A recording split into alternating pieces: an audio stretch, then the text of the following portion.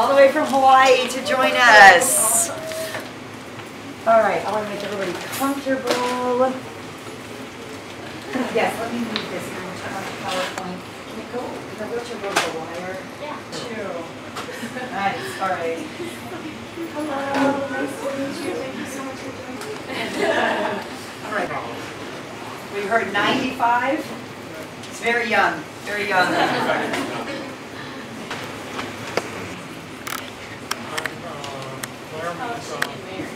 Japan, July 1926.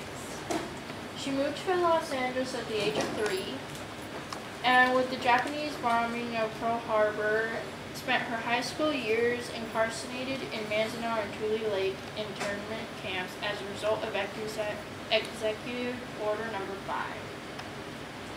Her father and brother were considered no-no boys in camp, and as a result were sent to Tule Lake.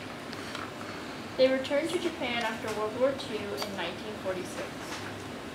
And my grandma also worked as a telephone operator and receptionist in Japan at a U.S. Army base, utilizing bilingual capabilities. Now my grandpa, Shigeo Kawamoto, or Doc, as we call him, was born in Hawaii, February 1917. From 1939, he worked the underground constructing the largest military oil storage tanks near Pearl Harbor, where the Japanese attacked in December 1941. Volunteering to join the 42nd All-Japanese Regiment in March 1943, and he was trained to be part of the 232nd Engineers. He saw combat in Italy before stepping on a landmine in January 1945 and returned to an Army hospital in the U.S. for 15 months of rehabilitation and received a Purple Heart. He also studied to become an optometrist in Chicago, enabled by the GI Bill, graduating in 1949. He then returned to Hawaii to practice optometry, volunteering to become a civilian optometrist working at the Tokyo U.S. Army Hospital in 1950. I worked there for 7 years providing service during the Korean War. So my grandma and grandpa met at Tokyo at the U.S. Army base through a mutual friend and married his parents and sister and brother to return to the U.S. Shig retired from the Kaiser Medical in 1982 but continued to practice optometry for 10 plus years. And they have been happily married for almost 60 years. And they have 6 grandchildren, including me. I thought my mom could talk a little bit about her experience in the camps, and then my dad could talk a little bit about his experience in World War II. Okay, thank you. So this, my mom said, I know it's hard to read, but my mom said that they weren't really allowed to take any cameras into camp. And so these photos that I have here, I got off of the internet, but I thought you could talk to them from her experience. So Mom, I don't know if you want to. Well, when Pearl Harbor was bombed, we didn't get too much notice.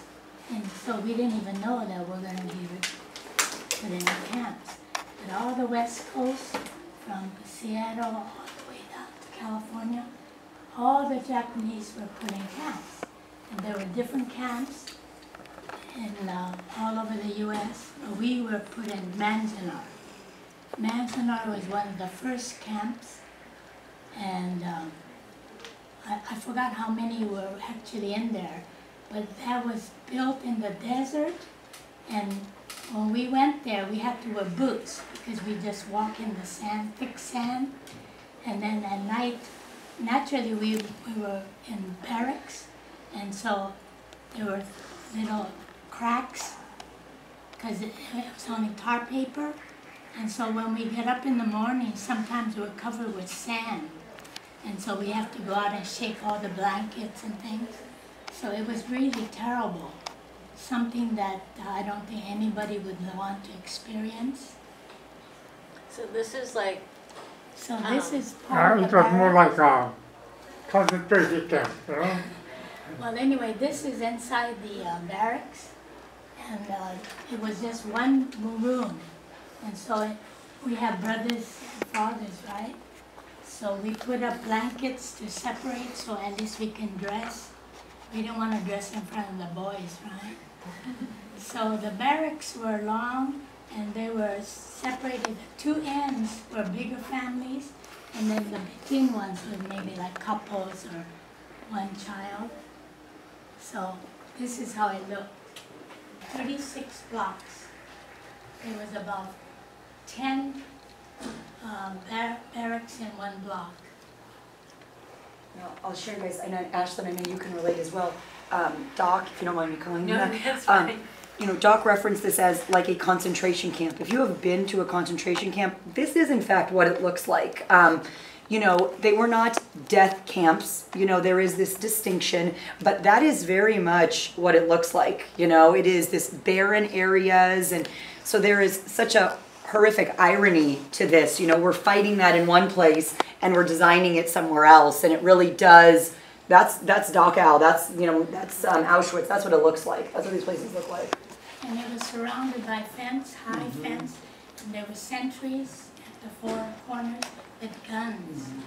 And if you get close to the fence, you know, you get scared because they might shoot you, you know.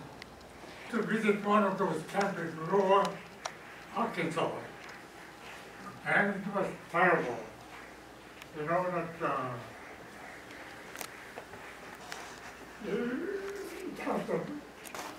no separation. So what they did was put a cord across the room and hang a blanket over it, so that separated two families. No privacy at all. How many years were you in the camps? What they had was PX, the 140, what do you call that? People like Soldiers, yeah. So when we visited, what do you call that? All the girls would ask me, take us to the military PX. And you know what they want? Nylon. And Pantyhose. they don't sell that, you know. Yeah, so my dad visited that camp when he was at what, Camp Camp Shelby? Shelby. He was That's training, Shelby. and he was Training, training, that's Shelby. he was Yes, deployed Mississippi. to Europe. So they were able to go in and out. But like us, the ones that are in, cannot go out at all. Congressional gold medal. Gold medal. That's the highest award that a civilian can get, you know, from Congress. And so my dad has actually a gold one, but he bought us, his children, this bronze one. On one side it shows the Nisei veterans. Nisei means second generation Japanese. And then the other side shows the units that were given the honor. That's a medal anyhow. Civilian can get congressional gold medal. The Japanese soldiers all segregated, they were always in separate units. So these recent honors was honoring the 3 units of the Japanese soldiers, the Japanese American soldiers that fought. Yes, that's right. And it was recent, by the this was way, recent. Yeah, it was Is during. there something that I can talk to you about? Well, wait, he wanted to ask questions. Do you guys receive any pay? What do you want me to Well, talk what we about? got, well, you know, what happened was, my parents were poor, so they couldn't own a house, but he had a couple of cars, but no one would buy because they say you're gonna go in camp anyways. So, but there was one person that was kind of nice, and he bought the car. Of course, it was very cheap, but the furniture in the house, we had to leave everything. We couldn't take anything, furniture at all. The only thing that we can take was 2 suitcases, whatever you can carry in your hand, and that was it. But you didn't, you mean during the camp? Yeah, like- No, you didn't receive any pay during camp, right? No, well, no, they did. It was minimum pay, like people that worked in the mess halls, you know, they need cooks, waiters and all that. And then there was garment factory that made outfits for the people that work. So they got paid.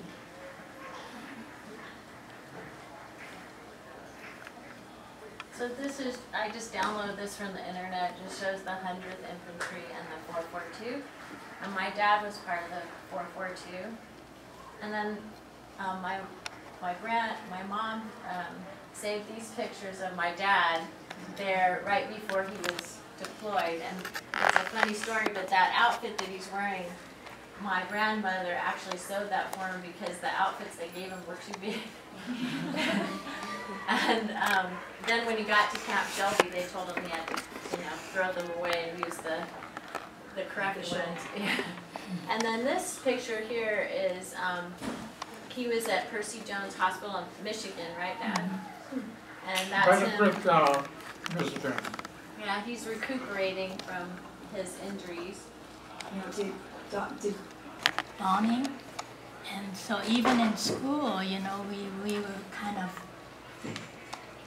sad because, the way the other students look at us. But our friends, the immediate friends, were very nice. Even our neighbors were nice. And they kept encouraging us, oh, you go to camp, but you'll be coming back soon. They were very nice. But the majority, they didn't like us. When I went on the bus to go to school, this one lady comes up and says, what are you, Japanese or Chinese? So naturally, you have pride. So I said, I'm a Japanese. She says, you Jap. Just like that, right to your face. So it was very hard. But of course, camp was even harder. Very hard. I think after 46, everybody was allowed, the ones that wanted to leave, they were allowed to leave the camp. But it's not immediately because they have no place to go, right, most of the people. So we came back and I called my brothers and sisters. And so we all eventually ended up in the U.S. My parents were the last to come. Well, Japan, America is much easier living. As the formal apology offered from the nation for what was done, and there was, I know it doesn't make up for the losses, but there was financial money. Yes, there was. So how did that, so I'm assuming everyone in your family Well, received you this see, letter? my dad had already passed on, so the rest of us got, it was $20,000 per person. But like in our case, my parents were poor, they didn't own house, or business. A lot of people lost their homes, businesses, so $20,000 was really nothing for them, right? How did that work? Did you have to, was there a record of your Well, there was a record already. We didn't have to do anything. Oh, okay. Yes, all the records, and each person, especially the ones that were living, got the money. I found a lot of information on these two websites, so if you're interested, it's the Japanese American National Museum, and that's the JANM.org. And I printed some things off of it. It's basically just a fact sheet on the incarceration of the Japanese. He just wants to film it. Here. Yeah, I want to make sure. This is what I found. All right. You guys, again, thank you so much. I love to hear you too. All right, you guys, thank them as you leave, okay? Okay. Okay, I want to make sure. All right, you too, John. Good luck. Yes. Sharon, Lynn or Sharon.